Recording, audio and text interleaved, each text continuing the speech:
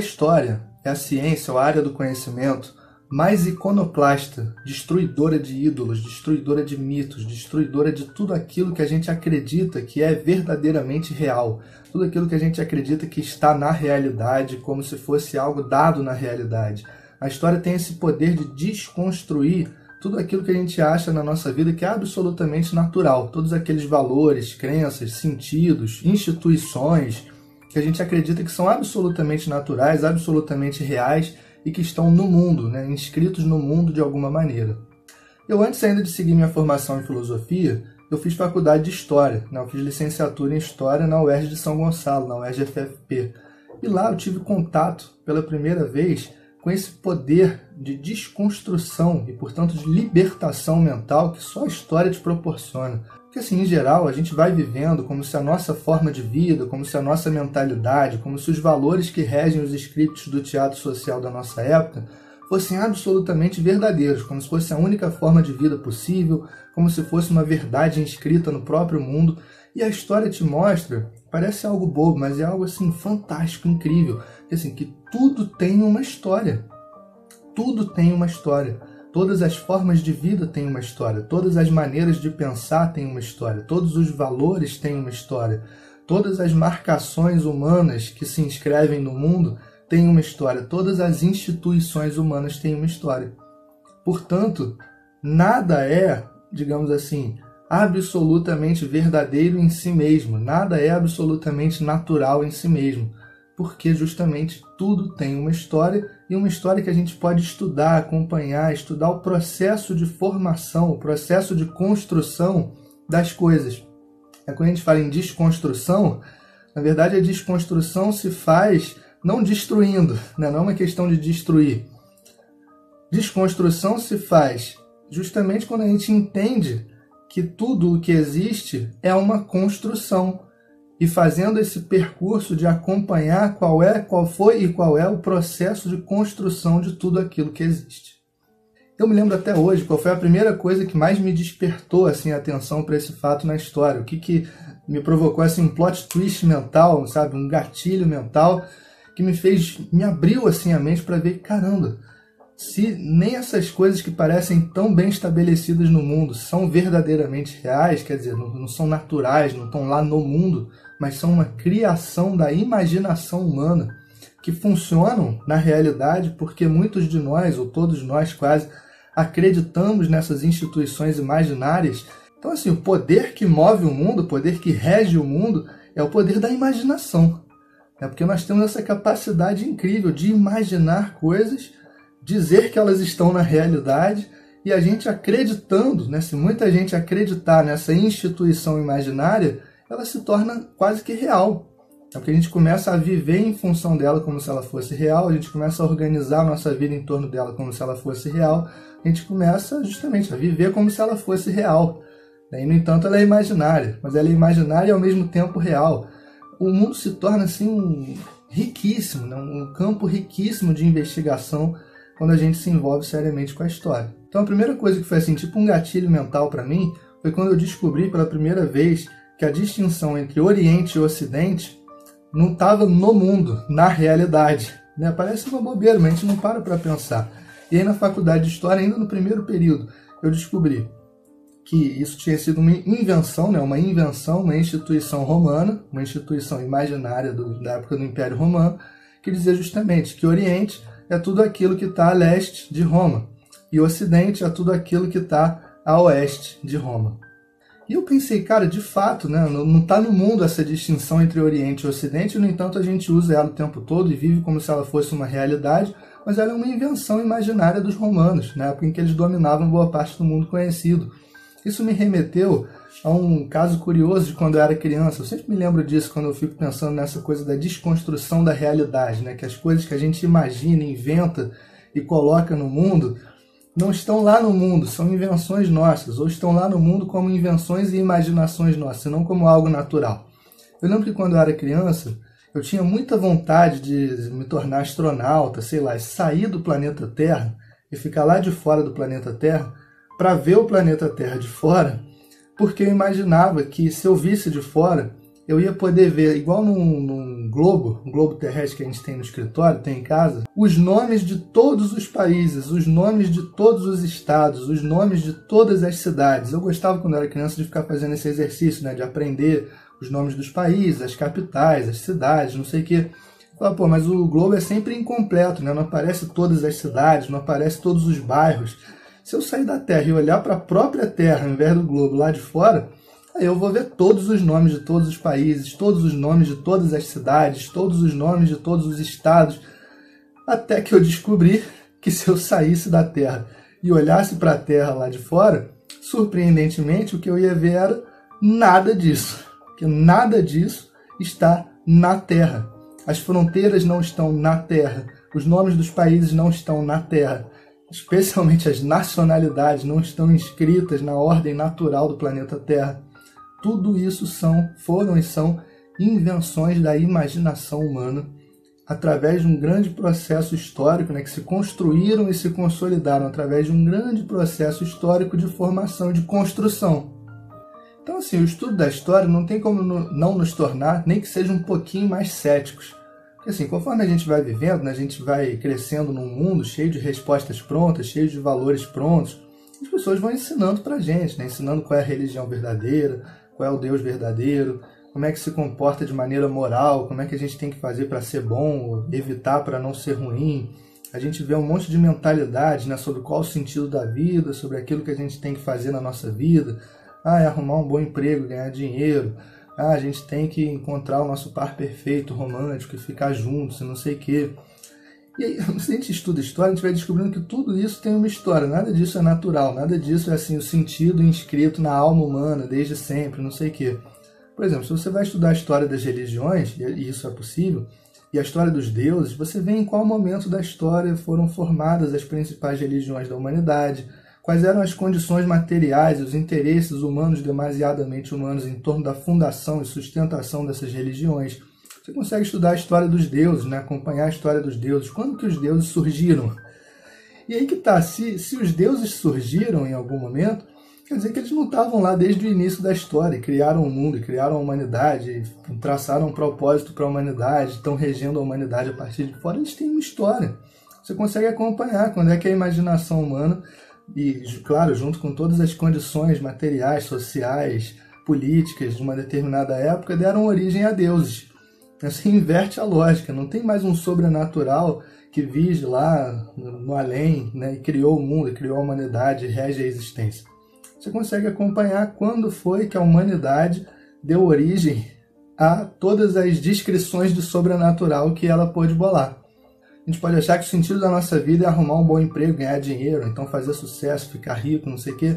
A gente vai estudar a história do dinheiro, a gente consegue acompanhar justamente todo o processo de construção dessa abstração que é o dinheiro, que é uma coisa imaginária, totalmente imaginária. Você todo dia vai lá no mercado e troca números numa tela.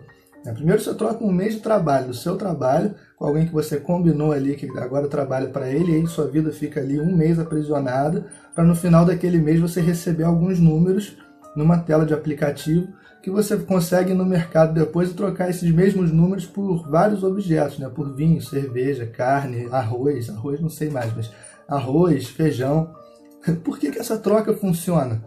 Trabalho por números e números por objetos. Que a gente imagina, né? Porque tem uma coisa que é a imaginação humana e a gente consegue acreditar, né? Compartilhar a crença numa certa instituição imaginária. Então esse poder da imaginação é fantástico, né? E justamente estudando história você consegue acompanhar esse processo de construção de um valor abstrato como dinheiro e da elevação desse valor abstrato como dinheiro à própria divindade, né? O dinheiro é o novo Deus, na verdade, assim.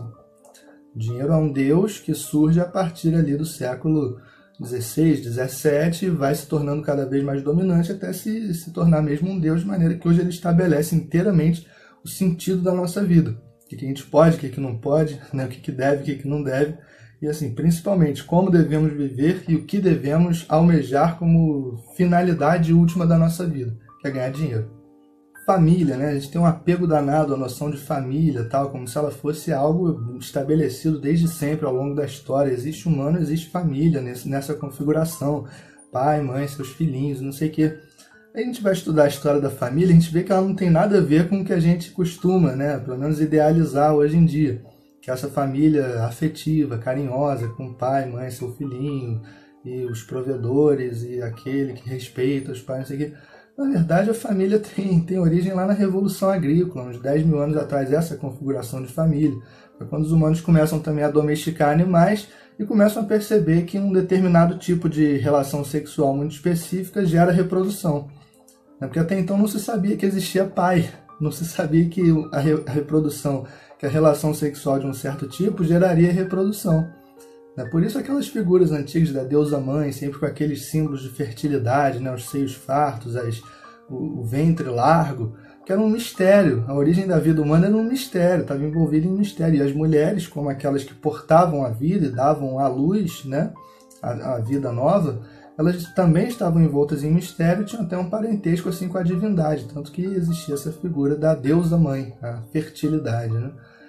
Depois da Revolução Agrícola, com a descoberta do pai, né, olhando primeiro a vida dos animais, depois descobrindo que, opa, se a gente é aparentado com esses animais, também funciona pra gente.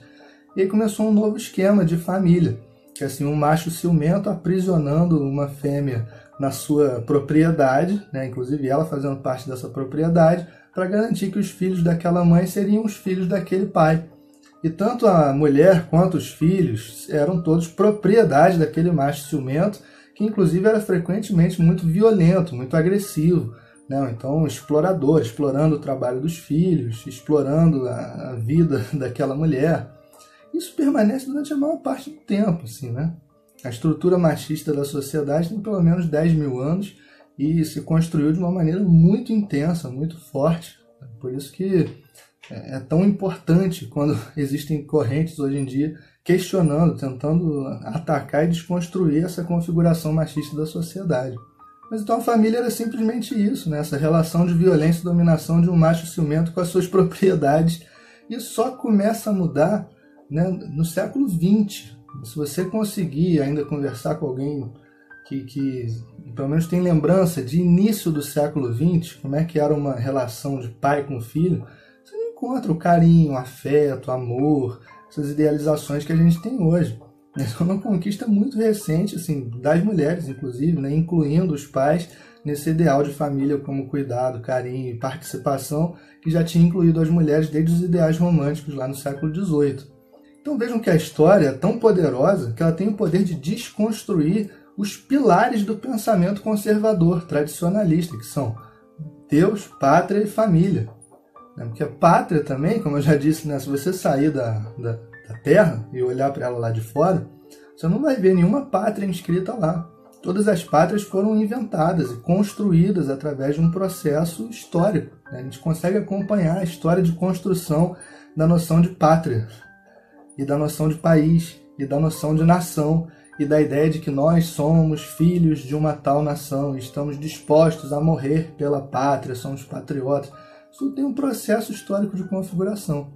Há muito tempo atrás isso não fazia o menor sentido, não existia, não tinha nenhuma razão de ser.